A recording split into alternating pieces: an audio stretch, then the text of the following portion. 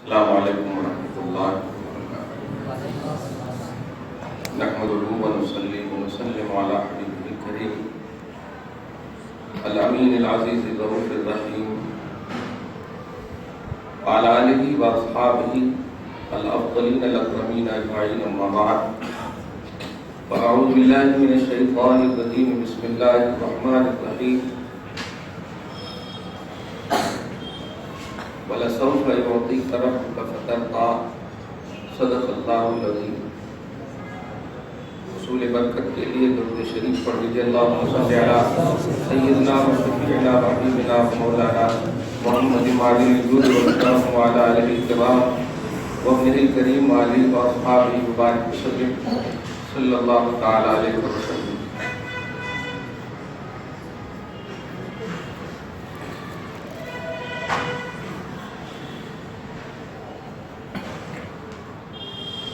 آمد بہار مصطفیٰ صلی اللہ تعالیٰ علیہ وسلم کے فیض و برکات سے ہم سب مالا مال ہو رہے ہیں۔ امتی اور خصوصاً مومنوں کی سب سے بڑی شان یہ ہے کہ وہ اپنے ایمانی روش کو ہمیشہ برقرار رکھے۔ اب اس کا ایمانی روش کیا ہے؟ وہ ہے توحید اور رسالت۔ نہ یہ کہ صرف توحید ہے اور نہ یہ کہ صرف رسالت ہے۔ توحید اور رسالت دونوں مومن کا ایمانی روش ہے، ایمان ہے۔ مومن کی ایمانی شان یہ ہے کہ وہ اپنی ایمانی روش کو برقرار رکھے، کسی بھی زاویے سے اپنے دماغ اور اپنے ذہن و فکر کو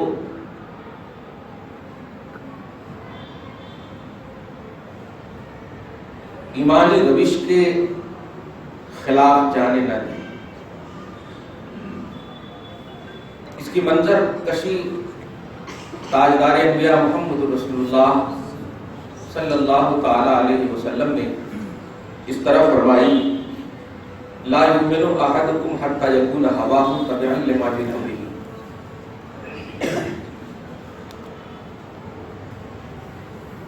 تم میں کا کوئی مومن ہو ہی نہیں سکتا، وہ مومن ہے ہی نہیں جو اپنی خواہش کو نبی کے تابع نہ کرے۔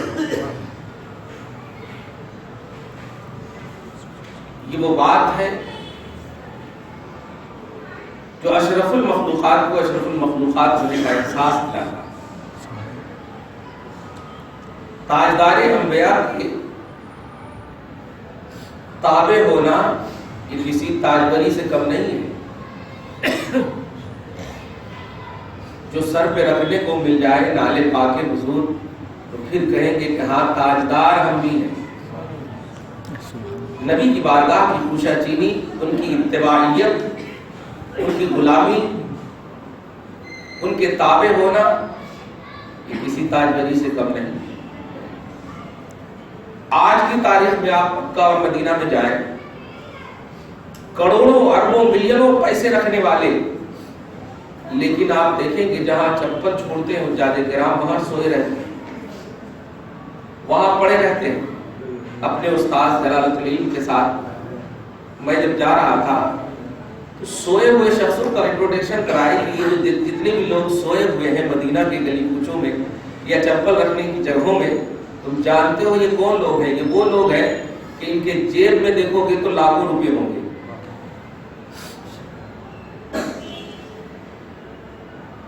فخر محسوس کرتے ہیں مصطفیٰ کی بارگاہ میں فقیروں کو کھلانا۔ آج میرے یہاں کھا لو، آج میرے یہاں دعوت ہے، اس کو فخر محسوس کرتے ہیں۔ نیت یہ رہتی کہ میرا آقا راضی ہو جائے، خواہش یہ رہتی کہ میرا آقا راضی ہو جائے۔ محمد عربی صلی اللہ علیہ وسلم کو راضی کرنے کے لیے نت نئے طریقے اپنائے گئے ہیں، اپنائے جائیں گے، اپنائے جاتے رہیں گے۔ افسوس ہے ان نفسوں پر، ان ذاتوں جو راضی کرنے کے بجائے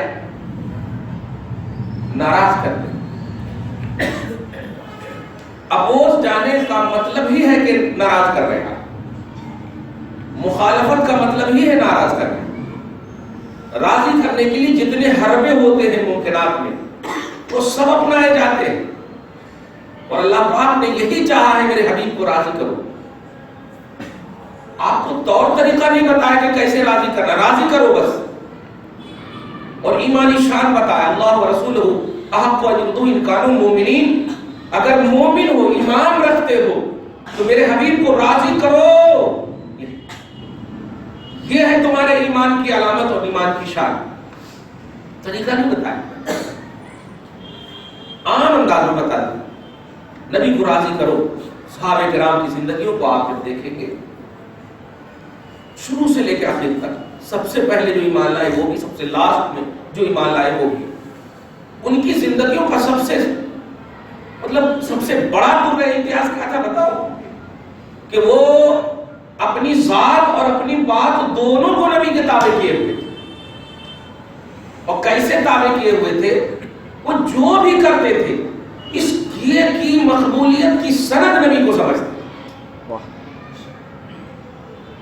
وہ اس سوچ اور سمجھ میں تذبذب کے شکار نہیں تھے، ہے کہ نہیں، کیا ہے کہ یہ سب تھا ہی نہیں ان کے پاس، اور یہی سوچ نے انہیں اتنی بلندی عطا کر دی کہ نبیوں کی جماعتوں کو چھوڑ کر ساری امتیوں کو ایک طرف کی تھی۔ قرآن کا فیصلہ دیکھ، کنتم خیر امت، اے امت محمدیہ تم بیسٹ اور بہترین امت ہو، لیکن صحابہ کرام کی جماعت بہترین امت میں بھی بہترین،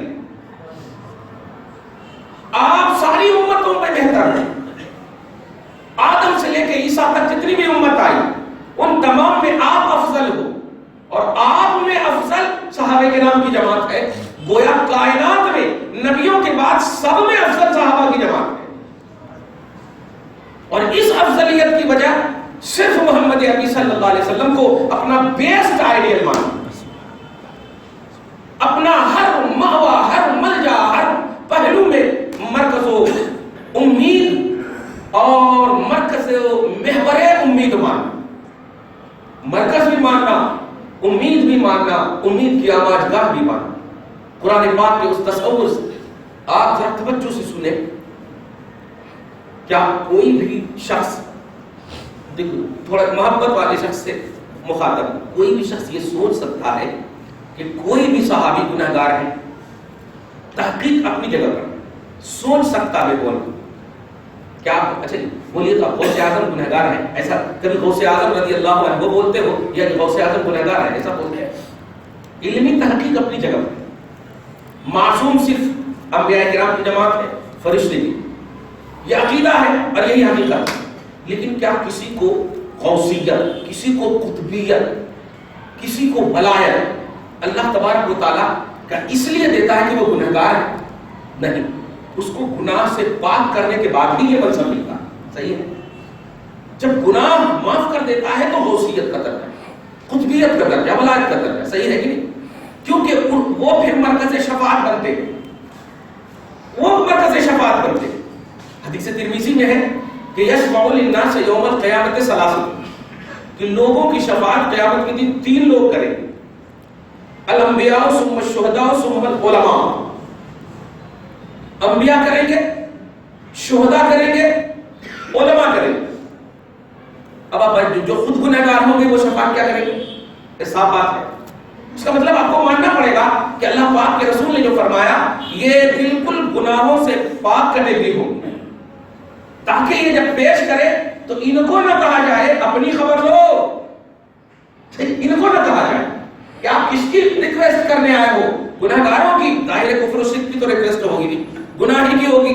اب گناہ کی ریکویسٹ کریں گے، گزارش کریں گے، تو اگر یہ خود مطلب گناہگار ہوں گے تو پھر نہیں کر پائے گے، صاف بات۔ بے نمازی اگر نماز پڑھنے کہے تو بات نہیں مانی جائے، صحیح ہے؟ تو ایسے ہی آپ ذرا غور کریں، صحابہ کرام رضوان اللہ تعالیٰ علیہ اجمعین، غوث، قطب، ابدال، یہ سب کیٹیگری جو ہے نا، یہ تو غوث بولتے ہیں تو غوث اعظم عبد القادر جیلانی قدس سرہ النورانی، 500-400 کے برس کے بعد سلطان الاولیاء کا ایک تصور آتا، خواجہ بولتے ہیں چشت کے تاجدار کا ایک تصور آتا، عطائے رسول کا ایک تصور خیال آتا، لیکن یہ سب کو اپنی طرف رکھیں، ولایت میں جتنی بھی کیٹیگری ہے، غوثیت کی ہو، قطبیت کی ہو، ابدالیت کی ہو، تادیت کی ہو، جتنی بھی کیٹیگری، یہ سب جو ہے صحابہ کرام اس کے مرکز ہے۔ صحابہ کرام سے کوئی بھی بعد میں آنے والا غوث قطب ابدال افضل نہیں، یہاں تک کہ تابعین بھی کتنی بھی بڑی منزل میں فائز ہو جائے غوث سے صحابہ سے افضل نہیں۔ توجہ سے سنیں آپ، اب جب غوث کا نام لیتے ہیں تو گناہ کا خیال نہیں آتا، ولی کا نام لیتے ہیں تو گناہ کا خیال نہیں آتا۔ اب چلے اس کے اوپر چلے، امام اعظم کا خیال لائیے، امام مالک، امام شافعی، امام احمد بن حنبل کا خیال لائیے۔ یہ وہ حضرات ہیں جو غوث اعظم سے بہت پہلے، غوث اعظم سے پہلے کے، اور ان کو آپ، ہم تو الحمدللہ رحمہ اللہ رضی اللہ تعالیٰ عنہ محبت سے کہتے ہی ہیں، مخالفین بھی امام شافعی رحمہ اللہ کو، امام مالک رحمہ اللہ کو توجہ دے رہا۔ میں یہ بتانے جا رہا ہوں کہ مس یوز کہاں پر ہو رہا ہے اور گمراہیت کی بیج کہاں پر بوئی جا رہی ہے اور اس سے کیوں نہیں نکل پا رہی امت، اس کی وجہ کیا ہے کہ کتابوں میں اور عقیدوں میں جو باتیں دی جاتی ہیں وہ تحقیق کے بعد دی جاتی ہیں۔ توجہ دے، ایک بات ہے، ایک چھوٹی سی بات کہہ رہا ہوں، ایک بات ہے کسی نے رفع یدین کیا، کسی نے رفع یدین نہیں کیا، اور دونوں کا بیس حدیث ہے، ساری امت کا اجماع ہو گیا کہ آپ رفع یدین کرنے والے امام شافعی کو مان رہے ہو، ٹھیک ہے، امام اعظم کو رفع یدین نہ کرنے والے مان رہے ہو، ٹھیک ہے۔ اب یہ اختلاف ایسا ہے کہ اب اس پر اتفاق ہو گیا، جملے پہ غور کریں، اختلاف ایسا ہے کہ اب اتفاق ہو گیا کہ اب جو ان کو بھی مانیں گے وہ بھی ہم پر ہے، اور جو ان کو مانیں گے یہ بھی ہم پر ہے۔ یہ اس اختلاف کو مصطفیٰ جان رحمت میں رحمتن کہا ہے، اختلاف امتی رحمتن، میری امت کا ایسا اختلاف رحمت ہے، کیونکہ اس اختلاف میں بھی مجھے بیس مانا گیا، مجھے بیس مانا گیا۔ لیکن آپ ذرا توجہ سے سنیے، رفع یدین والوں سے کبھی بھی بحث ہوئی ہوگی آپ کی، تو آپ بتائیے جو نہیں کرتے ہیں ان کو ایسی نگاہ سے دیکھتے ہیں جیسے زندگی کی داغ کو دیکھ رہے ہیں، ایسا لگتا ہے کہ بس یہ ایک دم پورے مکمل جہنمی ہے۔ ایسی سوچ کیوں ہے؟ یہ یہیں پر مس یوز ہو رہا ہے، یہیں پر فکر کا مطلب فکر کا انحطاط ہے، فکر کی پستی یہیں پر ہے۔ خبردار، جو باتیں ایسی اختلافی ہو جس کا مرکز و محور مصطفیٰ کی ذات ہو، مصطفیٰ کی بات ہو، اور ان باتوں پر محققین نے اتفاق کر دیا ہو، اب اس کو نہیں اٹھانا چاہیے، اب اس کو نہیں اٹھانا چاہیے۔ توجہ سے سنیں آپ، اب آئیے صحابہ کرام کی بارگاہوں میں، یہ امام شافعی، امام مالک، امام احمد بن حنبل، امام اعظم، یہ سب کا تھوڑا سی انٹروڈکشن کرایا، سمجھ جائیے آپ۔ اب اس کے بعد یہ سب سے اعلیٰ ہے صحابہ کرام کی جماعت، یہ سب سے اعلیٰ صحابہ کرام کی جماعت۔ ابو بکر صدیق سے حضرت ابو طفیل عامر بن واصلہ، آخری ایک دم صحابی تک اگر آپ دیکھیں 110 ہجری تک، 110 ہجری تک جو آخری صحابی کا دن ہے، آخری صحابی کا لمحہ، اب نام میں اختلاف ہو سکتا ہے، 110 ہجری تک سارے صحابہ کرام کے انڈیکس کھلے، فردن فردن غیر فیمس صحابی، غیر معروف صحابی کو آپ لیں گے تو ایک بھی ایسا پہلو نہیں ملے گا جس نے مصطفیٰ جان رحمت پر اعتراض کیا۔ بس یہی آپ کو سمجھانا ہے، یہی ہے ایک ایسا لطیف واسطہ، یہی ہے ایک ایسی حد فاصل جو حق اور غیر حق کو ایک دم واضح کر دے۔ اس بات کو اگر آپ سمجھ لیں گے کہ مصطفیٰ جان رحمت پر اعتراض نہ کرنے کی وجہ سے کائنات میں نبیوں کے بعد سب سے اعلیٰ رتبہ مل جاتا، سب سے اعلیٰ رتبہ مل جاتا، اور سارا اعلیٰ رتبہ صحابہ کرام کی بارگاہوں میں جمع، اور اسی سے نکلے ہیں غوثیت، اسی سے نکلے ہیں ولایت، اسی سے نکلے ہیں سب کچھ۔ توجہ دیں، اور یہ ان کا تو امتیاز ہے مصطفیٰ جان رحمت کے لیے پازیٹیو رہنا، مصطفیٰ جان رحمت کے لیے مثبت رہنا، مصطفیٰ جان رحمت صلی اللہ علیہ وسلم کے لیے ہر نگیٹو پہلو کو ریجیکٹ کر دینا، چاہے حقیقت کچھ بھی ہو، کتابیں بھری پڑی رہے، کتابیں بیس نہیں ہوا کرتی تھی، ذات مصطفیٰ بیس ہوا کرتی تھی۔ یہ چیز جو ہے مقبولیت کا راز ہے۔ آج آپ دیکھئے نبی منائے کیا؟ میں پوچھنا چاہتا ہوں، نبی کو منانے کے لیے نبی سے دلیل پوچھ رہے ہو، نبی کو منانے کے لیے نبی سے دلیل پوچھ رہے ہو، یہی دلیل پوچھو تو اللہ پڑھے کیا نماز؟ یہ کیسی سوچ ہے، یہ کیسی سوچ ہے؟ مصطفیٰ جان رحمت تجھے کہے گے میرا ہاتھ چوم، ماں تجھے کہے گی میرا پاؤں چوم. ارے ایک بیس مل گیا، ایک دل مل گیا ہے، ایک اٹریکشن کا جذبہ تمہیں مل گیا ہے، ایک کشش قلب ہے تیرے پاس. راضی کرنے کے لیے کوئی داؤں پیچ نہیں، دل کی سلامتی ضروری ہے. اور یہ ملتا ہے صحابہ کے سامنے، یہ ملتا ہے صحابہ کے پاس. نبی کہے نہیں کہ میرا ہاتھ چوم، نبی کہے نہیں میرا خون پی، نبی کہے نہیں میرا پیشاب پی، نبی کہے نہیں میرے ناخن مبارک سے فیض پا، نبی کہے نہیں میرے بال سے فیض پا. لیکن بخاری شریف اٹھائیے، صحابہ اور تابعین کا جملہ نقل کرتے امام بخاری کہتے ہیں احب الینا شعر النبی من الدنیا وما فیہا، نبی کا ایک بال دنیا اور تمام دنیا کی نعمتوں سے ہمارے نزدیک محبوب ترین چیز ہے. سبحان اللہ. نبی کہے نہیں، نبی بولے نہیں کہ محبوب ترین چیز ہے بولو، خدا نے کہا نہیں، کیونکہ جانتے ہیں نبی کہ اللہ پاک نے ہمیں راضی کرنے کے لیے لوگوں کو کہا ہے. اور راضی کرنے کے طریقے نہیں ہوتے ہیں، راضی کرنے کے اپنے طریقے ہوتے ہیں، اپنے طریقے ہوتے ہیں. کسی کے پاس منہ نہ ہو کیسے راضی کرے گا، کسی کے پاس ہاتھ نہ ہو کیسے مصافحہ کرے گا، کسی کے پاس لب نہ ہو کیسے چومے گا. راضی کرنے کے انکنڈیشنلی پہلو ہے، اور اللہ کے رسول کو راضی کرنے رب کا فائدہ، رب کا حکم ہے ایمانی. اگر ایمان والے ہو تو رسول کو راضی کرنے کی کوشش کرو، میرے حبیب کو راضی کرنے کی کوشش کرو. اور میلاد النبی، محفل سیرت، تمام جتنی بھی ریلیٹڈ آف نبوت ہے ذکر کے اعتبار سے یہ سب پہلو مصطفیٰ کو راضی کرنے کی چیز ہے. آپ بتائیے جنگ سے لوٹ کر کے جب آدمی آتا، آپ تھوڑی سی بات دنیا میں لیں نا، کرکٹ ہے دیگر چیزیں، کھیل کے بعد جب آدمی آئے دنیاوی طور پر تو تھکا رہتا ہے، صحیح ہے کہ نہیں؟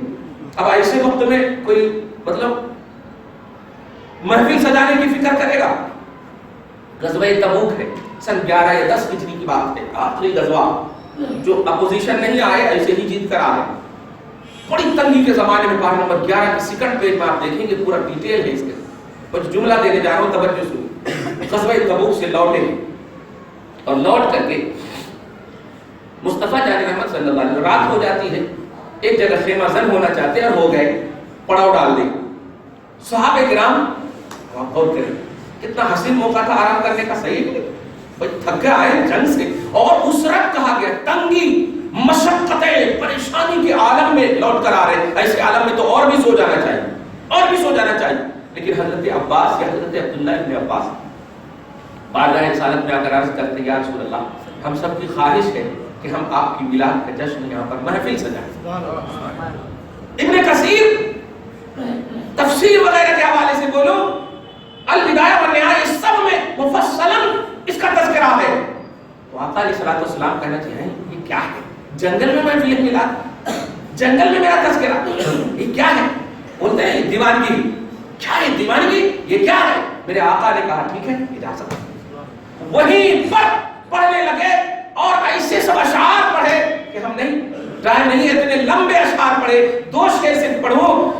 یا رسول اللہ انت ولدت اشرقت الانوار فی الافق، تمام جہان میں آپ کی پیدائش کے وقت سب جگہ نور چھا گیا تھا. اب آپ بتائیے تو اس صحابی سے پوچھئے، سب جگہ تم دیکھ چکے تھے جو ایسا جملہ بول رہے ہو، یہ مبالغہ نہیں تو کیا ہے؟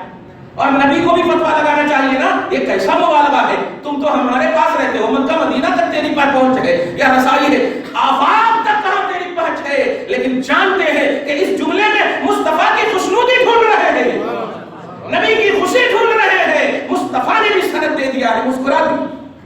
دیکھا ہم نے نبی سے ریلیٹڈ چیز نیتوں سے ڈیپینڈ کرتا ہے. نیتیں اچھی ہے، بظاہر دکھے کہ یہ مبالغہ بھی ہے تو وہ مبالغہ نہیں، مصطفیٰ جان رحمت بھی خوش ہو جاتے ہیں، اللہ بھی خوش ہو جاتا ہے.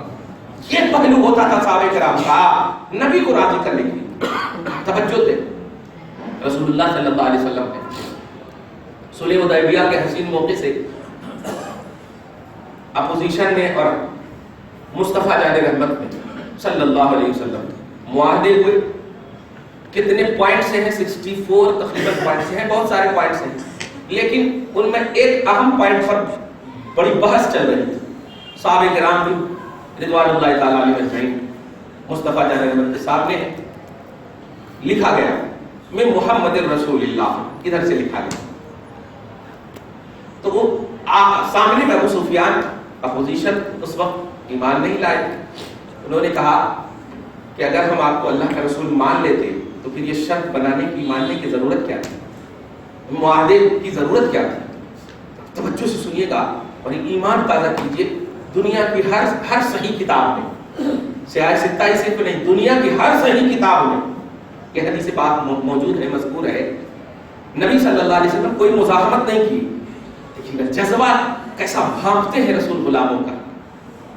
حالانکہ خود سے بھی کر سکتے تھے, جب معاہدہ کر رہے ہیں اپنے بلبوتے خود سے کر سکتے تھے, لیکن کہتے ہیں باب العلم کو بلاتے ہیں, علی ادھر آؤ, محسوس کیجیے, علی ادھر آؤ. ہاں محمد, یہ جملہ ہے, یہ محمد رسول اللہ کو میٹ دو.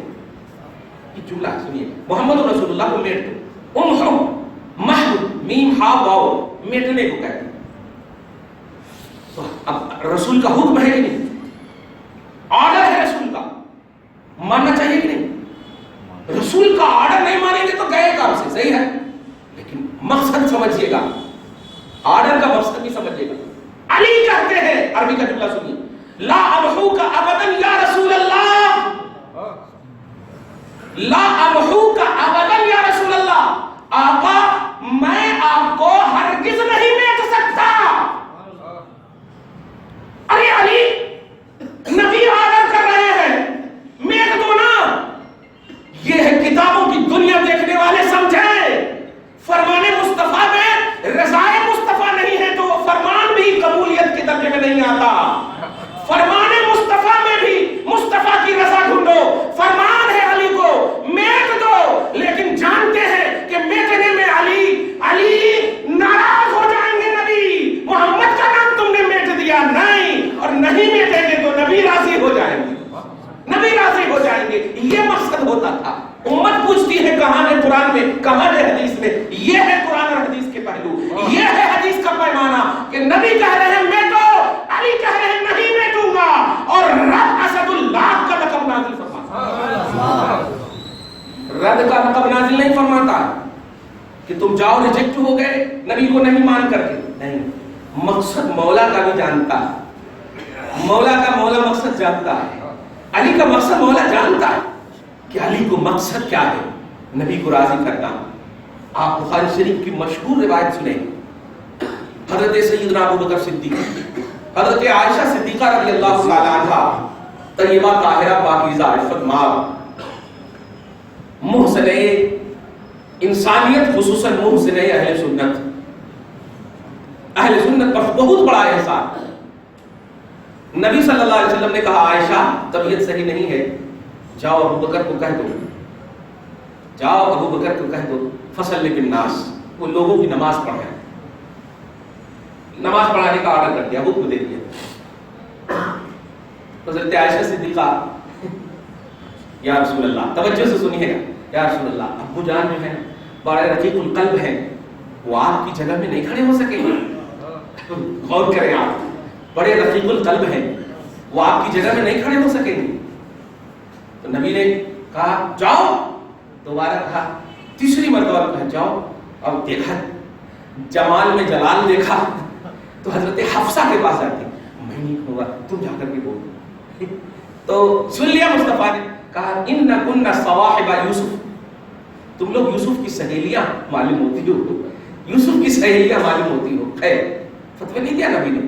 اس کے بعد جا کر کے کہہ دیا کہ آپ کو نبی کہہ رہے نماز پڑھانا. حضرت ابوبکر صدیق کھڑے ہو گئے. یہاں دیکھیے, یہاں فوراً کہا نہیں میٹوں گا, اور یہاں کہا تو کھڑے ہو گئے. کیا جانتے تھے آپ غوث قطب ابدال کی کرامتوں کو دیکھ کر اشعش کیجئے, جو میں نے کہا ہے کہ یہ سب بعد کے ہیں, اور ولایت و غوثیت و قطبیت کا مرکز و محور صحابہ ہے. ان کے خیال فکر کا کیا عالم ہوگا, ان کی دور اندیشیوں کا کیا عالم ہوگا. 70 جگہ میں غوث پاک نے کھایا, 70 جگہ میں غوث پاک نے دکھایا.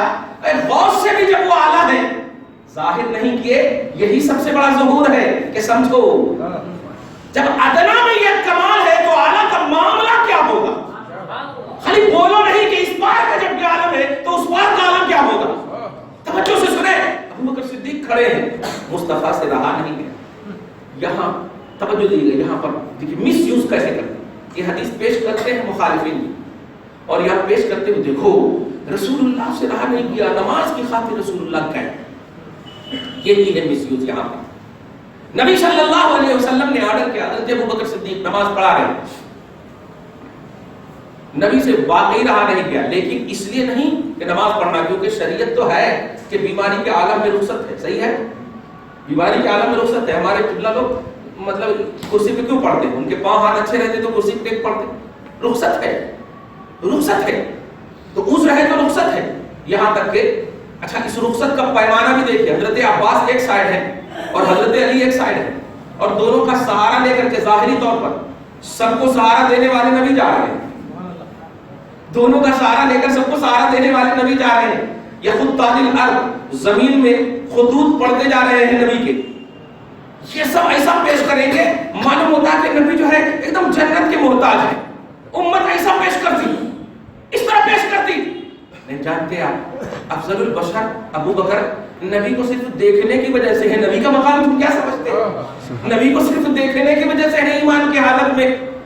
توجہ سے سنیں, نبی جب گئے مصطفیٰ جان رحمت کی خوشبو سارے صحابہ نے پا لیا, خصوصاً افضل البشر بعد الانبیاء سیدنا ابو بکر صدیق نے پایا تو یزاد یتأخر, پیچھے ہٹنے لگے.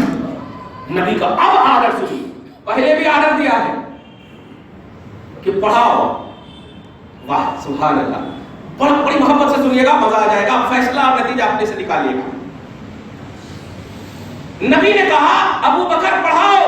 ایسے عالم میں بھی, نماز کی حالت میں, اگر نماز کی حالت میں خارج نماز والا کوئی اگر لقمہ دے اور امام صاحب نے لقمہ لے لیا تو گئی امام کی بھی نماز گئی, سب کی نماز گئی. نماز سے باہر اب آپ وضو کر رہے تھے, امام صاحب غلط پڑھ رہے تھے, اب وہیں سے آپ نے سن لیا اور کانے وقال الذین کفروا ہے امام صاحب, اور امام صاحب نے کہہ دیا شکریہ, تو ہو گئی, سب کی نماز گئی. اس کو بولتے ہیں تلقم من الخارج.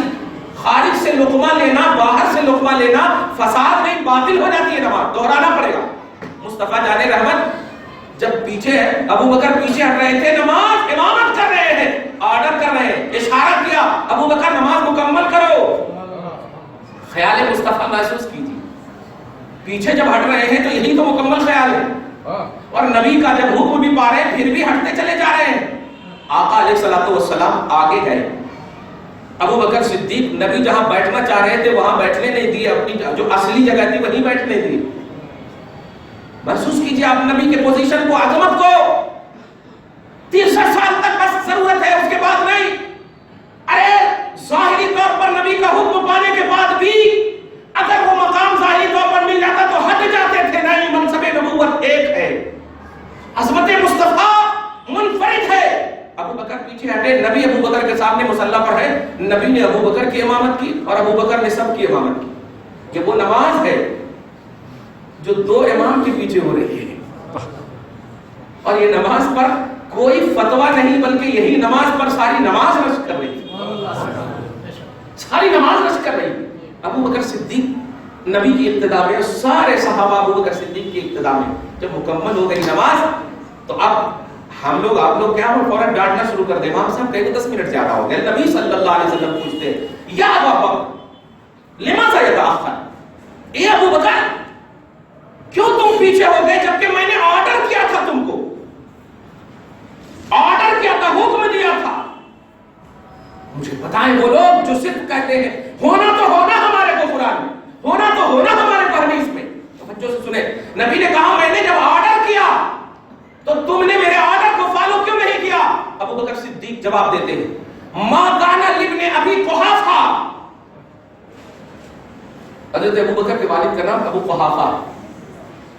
عرض کرتے ہیں ما کان لابن ابی قحافہ ان یصلی بالناس والنبی معهم, او کما قال رضی اللہ تعالی عنہ, کہ ابن ابو قحافہ یعنی ابو بکر کی یہ شان کہ مصطفیٰ کے ہوتے ہوئے بنے امام.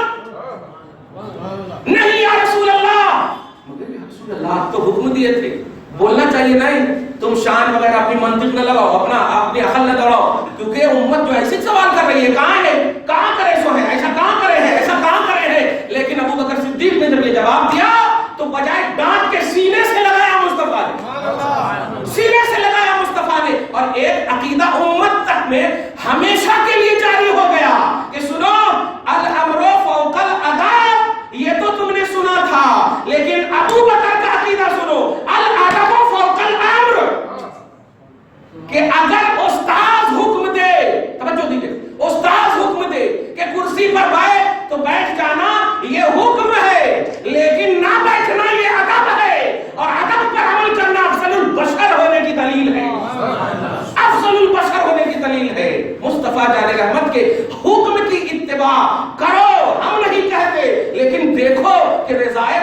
ان میں پنہا اور پوشیدہ ہے یا نہیں؟ پوشیدگی رضائے مصطفیٰ ہے تو بالکل فالو کرو، ورنہ نہیں پیارے۔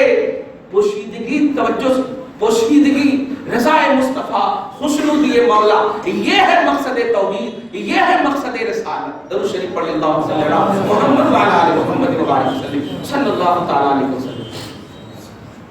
کئی ایسی روایتیں ہیں، دو روایت حضرت سیدنا عمر فاروق سے بھی ایک روایت منقول ہے، حضرت عثمان سے بھی ایک روایت منقول ہے۔ بولے عثمان کی روایت تو ٹائم ہے نا جا رہا ہے، عثمان کی روایت پیش کرو، کیونکہ عمر فاروق کو تو خیر کوئی اعتراض کریں گے تو سمجھ میں آ جائے گا ان کو۔ عثمان ذو النورین کی ایک روایت بڑی اچھی روایت، خوشنودی مولا، میرے آقا کی خوشنودی تلاشی۔ کامیاب اور فائز المرام شخصیتوں نے ساری امت میں، ساری کائنات کی امت میں سب سے افضل ترین کوالٹی صحابہ نے رضی اللہ تعالی عنہم کامیاب ہونے کے باوجود مصطفیٰ کی خوشی کے لیے تن من دھن سے تیار رہتے تھے، تن من دھن سے تیار رہتے تھے کہ بس میرے آقا آل ان آل خوش رہیں، بی آئین خوش رہیں، ہر لمحہ خوش رہیں۔ وہ یہ نہیں دیکھتے تھے کہ مجھے رب نے میرے رسول کی زبان پر کہہ دیا ہے تم جنتی ہو، تم جنتی ہو، تم جنتی ہو۔ جنتی کی بشارت تو بہت پہلے دے دیا تھا مصطفیٰ نے، عشرہ مبشرہ، صحیح ہے، بلکہ بہت سارے ایسے موقع مختلف موقعوں سے بھی دیا تھا جنت کی بشارت دے دینا۔ کئی ایسی حدیثیں ہیں، قرآن کی آیت خود نازل ہو گئی تھی، رضی اللہ عنہم ورضوا عنہ، اے صحابہ کرام کی جماعت ہم تم سے راضی ہیں، رب کی رضا، مصطفیٰ کی طرف سے بشارت جنت، اس کے بعد کیا چاہیے؟ بیٹھنا چاہیے گھروں میں رہ کر۔ لوگ بولتے ہیں نا محنت کرو، نماز پڑھ لینا، ضرورت کیا ہے سنت پڑھنے کی، فرض پڑھ لینا، ضرورت کیا ہے یہ پڑھنے کی؟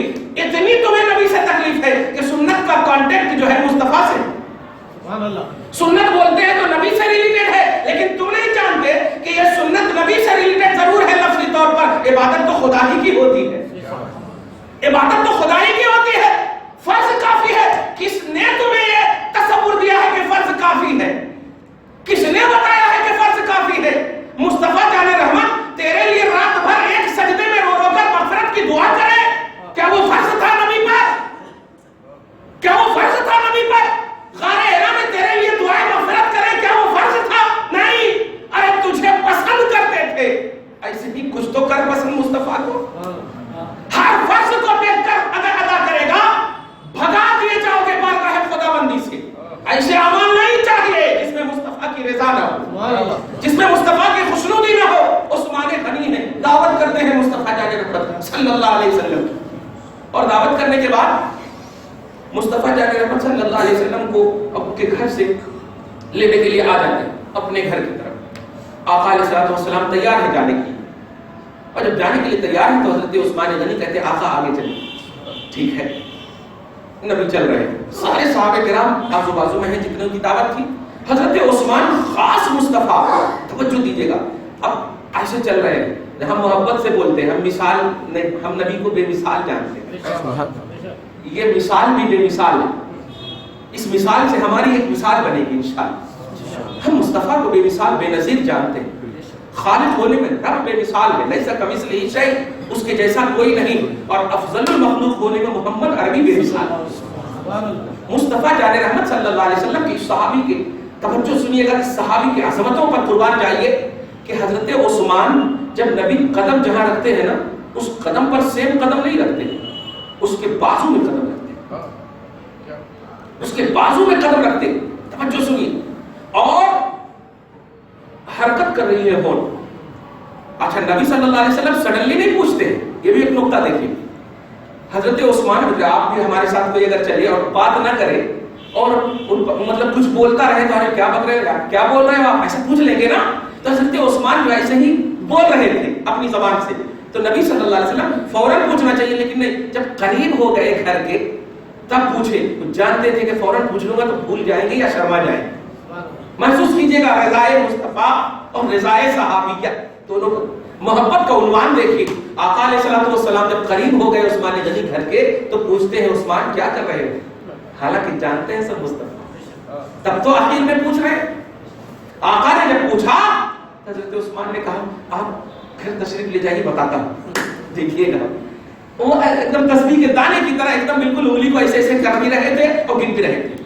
تشریف فرما ہوئے. ہاں عثمان بتاؤ. سرکار صلی اللہ علیہ وسلم یا رسول اللہ جب آپ آ رہے تھے تو میں نے یہ چاہا کہ میں آپ کے ہر قدم کے بدلے میں ایک اونٹ کو قربان کروں. سبحان اللہ. ایک اونٹ کو صدقہ کروں. ارے باپ رے. کس قرآن میں عثمان کو کہا تھا؟ کس نبی نے عثمان کو کہا تھا کہ نبی کے ایک ایک قدم کے بدلے میں اونٹ قربان کرو، اونٹنی قربان کرو؟ کس حدیث میں ہے؟ کس قرآن میں ہے؟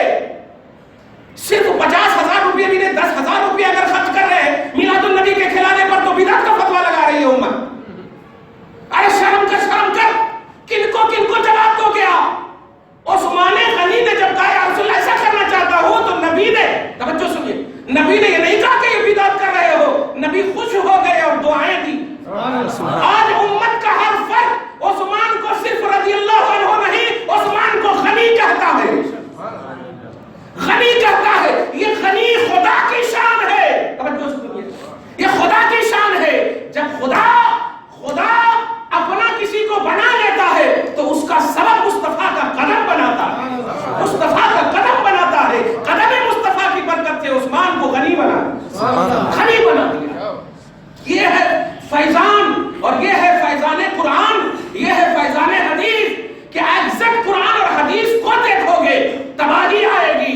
یہ دیکھ کہ اس آیت سے مصطفیٰ کی خوشی کتنی ہے، اس حدیث سے مصطفیٰ کی خوشی کتنی ہے، اللہ اور رسول کس طرح سے راضی ہوگا، یہ تلاش تب جا کر کے خوش ہوں گے. اسی لیے جب دیکھتے ہیں کہ نبی نے ایک موقع سے جب کہا، بخاری شریف میں بھی حدیث ہے، سلو کما رأیتمونی اصلی، جیسے تم مجھے دیکھتے ہو نماز پڑھتے ہو ویسے ہی پڑھنا. تو صحابہ کرام کی جب جماعت لگتی تھی نا تو پہلے پیچھے جو رہتے تھے، سیم جو پیچھے رہتے تھے یا ایک دو جو آجو بازو میں رہتے تھے، نوٹ کیجئے گا، ایک دو جو آجو بازو میں رہتے تھے وہ سب تو چلو ٹھیک ہے نبی کو دیکھ لیتے، لیکن جو سب سے لاسٹ میں رہتے تھے،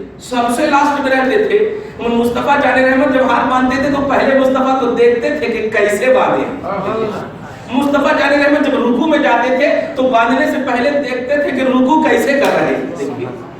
دیکھ رہے ہیں؟ اب آپ بتائیے آل ان آل خیال کس کا لا رہے ہیں صاحب؟ آل ان آل بول رہا ہوں، آل ان آل خیال محمد عربی کا لا رہے ہیں.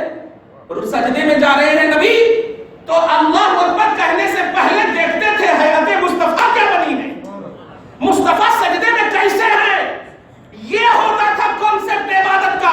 تب جا کر رضی اللہ عنہ کا پروانہ آتا کہ اللہ راضی ہے. کئی ایسے موقع ہے بخاری شریف کی حدیث میں نے پیش بھی کیا کئی موقعوں سے. ایک مرتبہ دیکھا رسول اللہ صلی اللہ علیہ وسلم ہے نماز کی حالت میں ہے اور نمازی کی حالت میں اپنے پاؤں کو آگے بڑھا دیتے، اپنے پاؤں کو آگے بڑھا دیتے. عربی کا جملہ ہے رائنا کا یا رسول اللہ، میں نے دیکھا آقا آپ اپنے پاؤں کو آگے بڑھا رہے ہیں اہل نماز میں. ہم لوگ آپ لوگ ہو تو فوراً پوچھ لیں گے ارے آج کیا کہ پڑھ دینا، ارے ادھر ہو گیا نا ادھر ہو گیا نا، ایسا ڈسکس کریں گے. لیکن صحابی کا تصور دیکھیے اور بیس سمجھیے کہ اللہ نے انہیں بیس آف ایمان کیوں بنایا ہے، ہدایت کا نجوم کیوں بنایا ہے، مرکز ہدایت مرکز صراط مستقیم کیوں بنایا ہے. توجہ سے سنیں، رسول پاک صلی اللہ علیہ وسلم سے صحابہ عرض کرتے یا رسول اللہ ہم نے ایسا دیکھا، کیا ہم لوگ اب ایسے ہی کریں گے؟ اس جملے پہ غور کریں، کیا ہم لوگ اب ایسے ہی کریں گے؟ مطلب صحابہ کا انتظار یہ ہوتا تھا کہ ادائے مصطفیٰ ہمارے سامنے ظاہر ہو اور پھر ہم اس پر عمل کریں.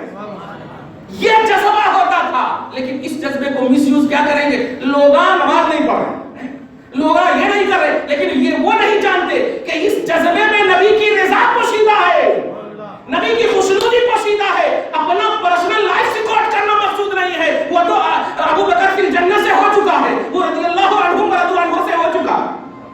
اللہ کی رضا مل چکی ہے، اللہ کے رسول کی طرف سے بشارت مل چکی ہے، لائف تو ریکارڈ ہو چکی ہے. لیکن ایسے عالم میں بھی نماز کی حالت میں بھی ادائے مصطفیٰ پر قربانی عمل کی کوالٹی یا کوانٹٹی کی بنیاد پر نہیں، رضا مصطفیٰ کی بنیاد پر، نبی کی رضا کی تلاش کی بنیاد پر ہے. آقا علیہ الصلوۃ والسلام نے کہا ایسی کوئی بات نہیں ہے. میں جب کھڑا تھا تو نماز کی حالت میں میرا مولا پیٹ میں پتھر مانگ کر پڑھتے تھے نا آقا، بھوکے رہ کر پڑھتے تھے نا، تو میرے رب کو گوارا نہ ہوا میرا حبیب بھوکا رہے، جنت سے کچھ میوے اور فروٹس میرے سامنے لا کر دے دیا.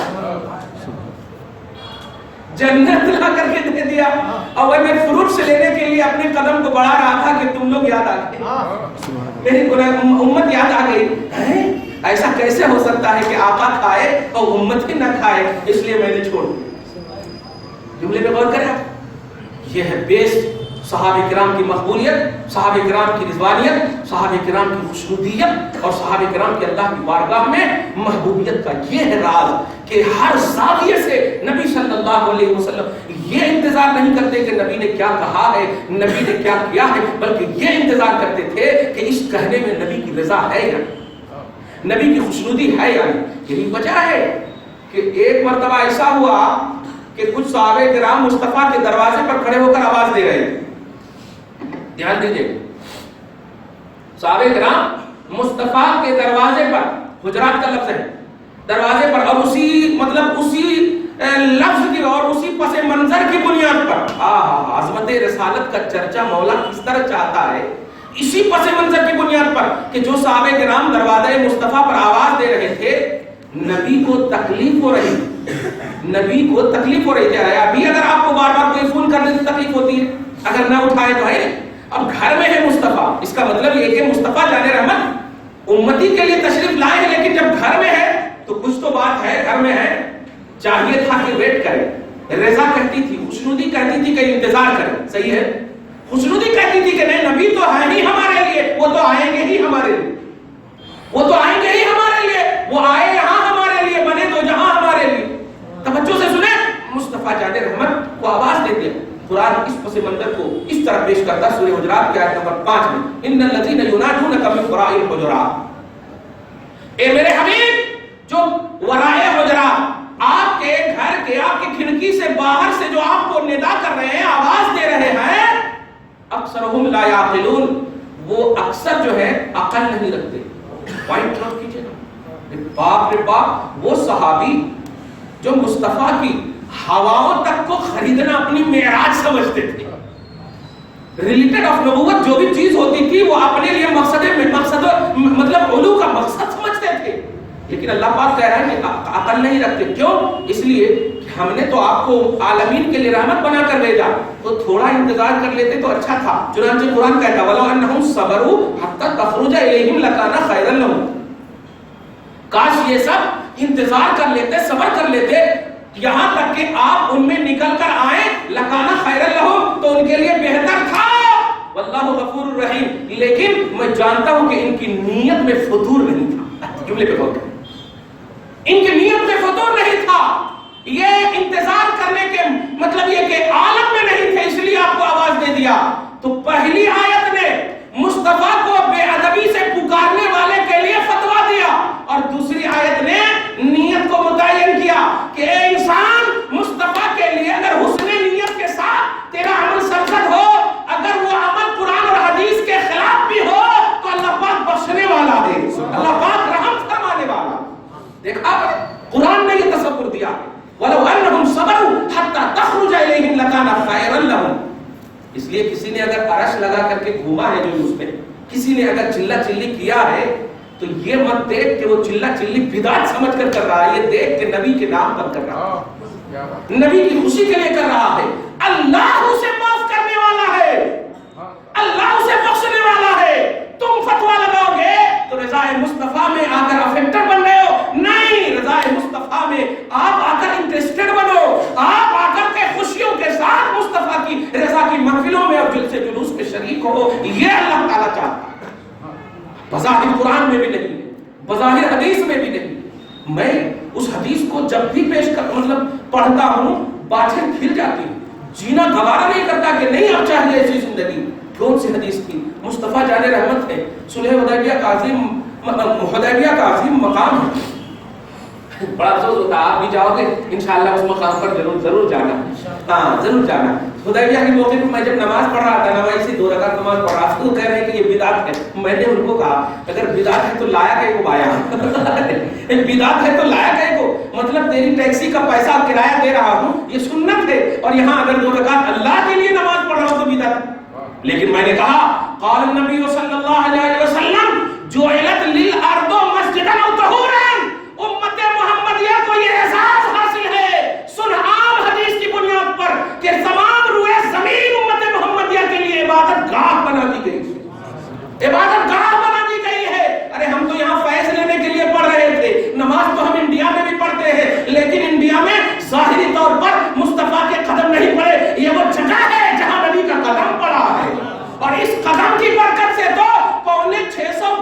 کے کعبہ